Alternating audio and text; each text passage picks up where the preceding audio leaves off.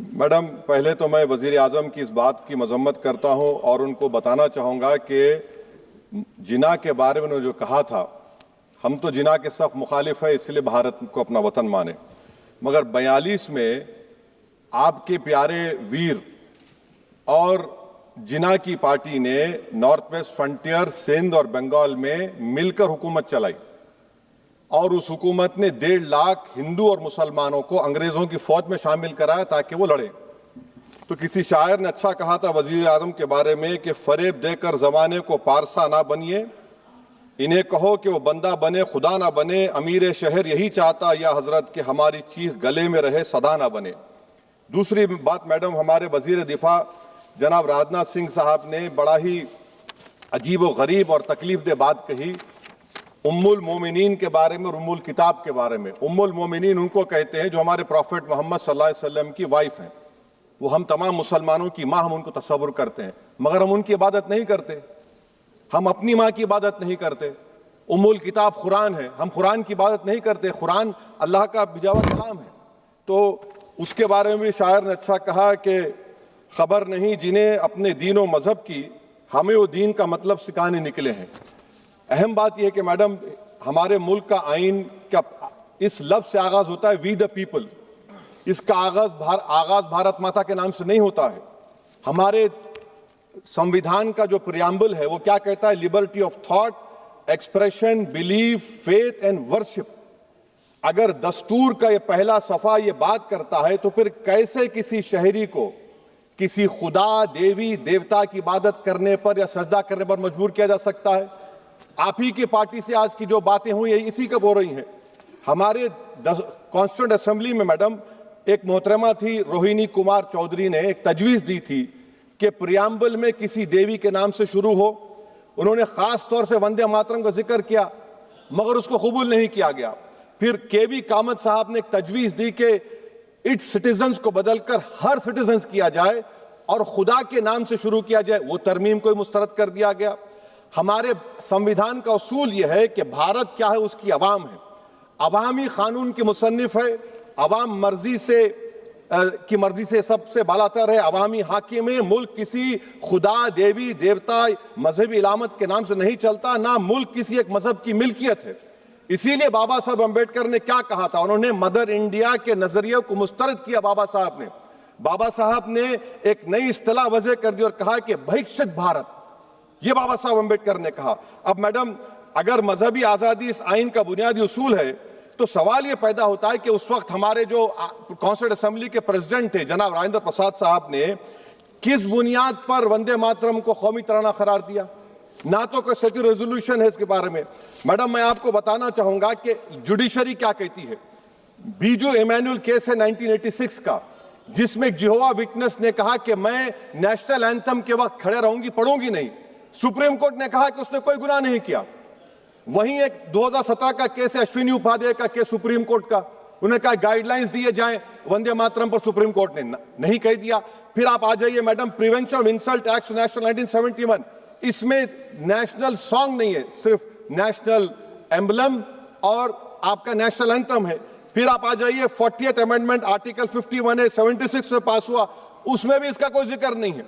Madam, मैं आपके सामने बताना चाहूंगा कि हमारा भारत एक इसका मजमुआ क्या है। इसमें हिंदू है, मुसलमान है, सिख है, ईसाई है, जैन है, एथिस्ट है, मेहनत कश है, किसान, गरीब, मजलूम और दलित है। मगर अगर जो तकारीर आज हमने यहां पर सुनी और बाहर जो सुनते हैं, अगर भारत को देवी कहने और उसके आगे सजदा करने, तो दरअसल कौम परस्ती को, वतन से मोहब्बत को मजहब में तब्दील कर रहे और फिर यहां पर बोल रहे कि अगर भारत में रहना है तो वंदे मातरम गाना पड़ेगा। भाई, ये तो संविधान के खिलाफ है, सुप्रीम कोर्ट के जजमेंट के खिलाफ है। अगर वंदे मातरम मैडम कौमियत का मियार है तो फिर सवाल यह है कि हसरत मोहानी की कौमियत क्या थी जिसने इनकलाब जिंदाबाद का नारा दिया? अगर यूसुफ मेहरली ने quit India, Simon go back का नारा दिया तो उसकी कौमियत क्या थी? अगर हैदराबाद से मौलवी अलाउद्दीन जो मक्का मस्जिद का पहला मुजरिम है काला पानी में, और तुरेबाज खान जो मारकर लाश को लटका दिया गया था हैदराबाद में 8 दिन तक, उसकी कौमियत क्या थी? अगर इनायतुल्लाह काफी जो जिहाद का फतवा अंग्रेजों के खिलाफ दिया मुरादाबाद में, जब उनको 2 दिन में फांसी की सजा दी गई, और जब फांसी की सजा के ओर जा रहे हैं तो इनायतुल्लाह मौलाना काफी की जबान पर क्या था? वो रसूलुल्लाह हमारे प्रॉफिट की नात पढ़ रहे थे। क्या पढ़ रहे थे? कोई गुल बाकी रहेगा ना चमन रह जाएगा, पर रसूलुल्लाह का दीन हसन रह जाएगा। तो उनकी कौमियत क्या थी? माल्टा की जेल में महमूदुल हसन, हुसैन अहमद मदनी 6 महीने माल्टा की जेल की ग्राउंड में पड़े रहे, उनकी कौमियत क्या थी? अल्लामा फजल खैराबादी का वो सेल काला पानी का पुकार पुकार कर से पूछ रहा है, जो वहीं पर मर गए, खबर वहां पर है, बताओ मेरी कौमियत क्या थी? मैडम, मैं एक मुसलमान हूं, मैं इस्लाम को मानने वाला बावकार इंसान हूं, और मेरे मजहब की बुनियादी तालीम तौहीद है, ला इलाहा इल्लल्लाह, नहीं है कोई खुदा सिवा अल्लाह के। और कुरान में अल्लाह क्या बोल रहा? इय्याका नाबुदु इय्याका नस्तईन, तुम मेरी इबादत करो, मुझे मानो। मुझे कहां से मिल रहा? आर्टिकल 25 से मिल रहा है। मुझे कहां से मिल रहा है? Liberty of thought, expression, belief, faith and worship से मिल रहा है। तो इसको जोड़ना ये बहुत ही खतरनाक होगा। और हमारे प्रॉफिट मोहम्मद सल्लल्लाहु अलैहि वसल्लम जब मदीने को गए तो उन्होंने उस वतन के लिए दुआ की, कहा कि अल्लाह मदीने की मोहब्बत हमारे दिलों में और इजाफा कर दे, मक्के से ज्यादा कर दे। तो ये इस्लाम, मुसलमान होना, हमारे ईमान में मुल्क की मोहब्बत बीच में नहीं आती, और मुल्क से मोहब्बत है और रहेगी हमेशा, क्योंकि ये अजीम कुर्बानियां यहां पर शामिल है जिन्होंने जंग आजादी में हिस्सा नहीं लिया। आज अगर वो वतन की मोहब्बत का दर्ज देंगे तो बड़ा गलत होगा। मैडम, मैं आपके सामने एक चीज पढ़ूंगा। 1937 रविंद्रनाथ टैगोर ने लेटर लिखा सुभाष चंद्र बोस को। मैं सिर्फ, किसी ने नहीं पढ़ा ये। क्या कहा टैगोर साहब ने? But parliament is a place of union for all religious groups and there the song cannot be appropriate. When Bengali Muslims show sign of stubborn fanatism, we regard it intolerable. When we too copy them and make unreasonable demands, it will be self-defeating. ये मैं इसको ले करूंगा madam, आप देख लीजिए। फिर दूसरी तरफ मैडम आप आ जाइए, मैं यहाँ पर बैठकर, हाँ, जितने तकारीर यहाँ पर हुए सब जनगण मन पर तनकीद किए। तो मैडम मुझे ये कहना पड़ेगा कि जनगण मन पर आप लोग इतनी तकलीफ क्यों उठा रहे हैं? आखिर इतनी तकलीफ क्यों है? तो मैं जब जाकर देखा तो मुझे 28 दिसंबर का ऑर्गेनाइजर मैगजीन का आर्टिकल मिला, जिसमें ऑर्गेनाइजर लिखता है कि what is the moral sanction behind government choice of Jana Gana Mana, except that it can be made an item of entertainment at the sumptuous parties thrown by government officials. आप बताइए, इसका बोलेंगे आप? और फिर उसके काइंड कैसा करते हैं? It will mean we can not love our motherhood. Madam please, it will mean that Vande Mataram is buried alive with the word Jan Gan Mana on the tombstone, for the tomb will also be of Jan Gan Mana of the will of the people. इस पर आप क्या बोलेंगे? Madam, मैं आपको ये बताना चाह रहा हूं कि वतन की मोहब्बत हमारे लिए बहुत अहम है, मगर ये बताइए हमको कि अभी मैडम यहाँ पर आनंद मठ के बारे में बहुत कुछ कहा गया। मैं सिर्फ 2 मिसालें आपको देता हूं। आनंद मठ के पेज नंबर 70 और 80 को पढ़ लीजिए। इसके बाद सनातन जहां मुसलमानों के घर पाते थे, इन्हें आग लगा देते थे। आप पेज नंबर 98 पढ़िए। हमें सिर्फ इन मुसलमानों को जड़ से खत्म करना है, क्योंकि खुदा के दुश्मन बन चुके हैं। फिर आप पेज नंबर 115-16 दीजिए। फिर मुख्तलिफ इलाकों में मुसलमानों को सदा देने के लिए भेजे जाते, जहां मुसलमान आबादी नजर आती जला दिया जाता। फिर आप देख लीजिए मैडम, सफे नंबर 120 पेज 120, बंकिम लिखते हैं कि सनातियों को मालूम नहीं था कि अंग्रेज हिंदुस्तान को निजात दिलाने वाले हैं। ये आप क्यों कर रहे हैं? अब आप मैडम, मैं आपको पेपर्स दे कर दूंगा। मैडम, भारत में हमारी आजादी इसलिए आई और बरकरार रही कि हमने मुल्क और मजहब को एक चीज नहीं बनाया। हमने ऐलान किया कि हमारी मुल्क मुख्तलिफ तबकात मज़ाहिब पर मुश्तमिल है। हमारे मुश्तरका तकदीर हमारी कौमियत का सरचश्मा है। यह खास जबान, सखावत, मजहब नहीं है। अगर वंदे मातरम का मतन कौम और मजहब को एक बना देता है, अगर हम इसे टेस्ट बनाते हैं वफादारी का, तो फिर मान लीजिए कि यह गांधी, अंबेडकर, टैगोर, बोस और लाखों आजादी के सिपाहियों की सोच को छोड़कर गोडसे की सोच की हिंदू कौमी परस्ताना, मैडम खत्म कर रहा हूं, हिंदू कौम परस्ताना को अख्तियार करेंगे।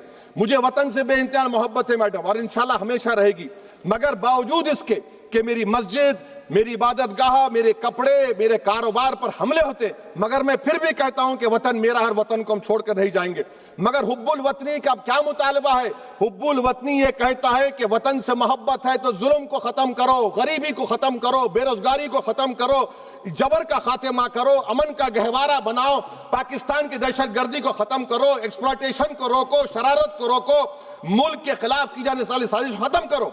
मैडम, भारत एक चमन है जहां पर हर फूल को खिलना चाहिए, और अगर कोई इस फूल का अगर पूरे फूल खिलेंगे तो उसकी खुशबू से ये वतन मुअत्तर होगा, मगर अगर इस चमन का माली ये कहेगा कि एक ही फूल खिलेगा, तो मैं जिम्मेदारी के साथ कह रहा हूं, अगर एक ही फूल खिलेगा तो वो सहरा बन जाएगा और माली माली नहीं रहेगा, वो जल्लाद कहलाएगा। तो इसीलिए मैडम हम उम्मीद करते हैं कि हुकूमत इस पर जोर जबर ना करे।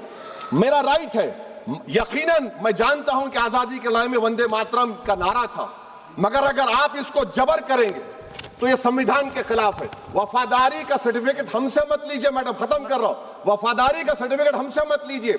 आपके बुजुर्गों के कोई एक किताब में लिख के क्या लिखा है बता दीजिए, कहां पर क्या लिखा हुआ है।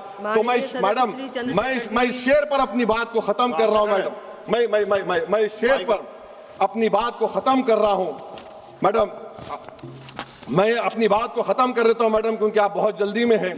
कि भारत जिंदाबाद, हिंदू मुसलमान जिंदाबाद, दलित जिंदाबाद, ईसाई जिंदाबाद, आदिवासी जिंदाबाद, जो किसी खुदा को नहीं मानते वो भी जिंदाबाद, और मैडम सब पिछड़ा सब आ गया इसमें। तो हम उम्मीद करते कि इस रूह को आप समझेंगे अगर आप सिर्फ अपनी आइडियोलॉजी को लेकर चलेंगे। और आखिर में मैडम, जनाब बंकिम चंद्रा साहब के बारे में मैं आपके सामने डॉक्यूमेंट लेकर रहा हूं कि उन्होंने बीए का एग्जाम पास नहीं किया था, 7 मार्क्स से फेल हो गए थे, ये भी रख रहा हूं। तो आप जिसको लिटरेरी जायंट बता रहे, ये नहीं है। बहुत बहुत शुक्रिया।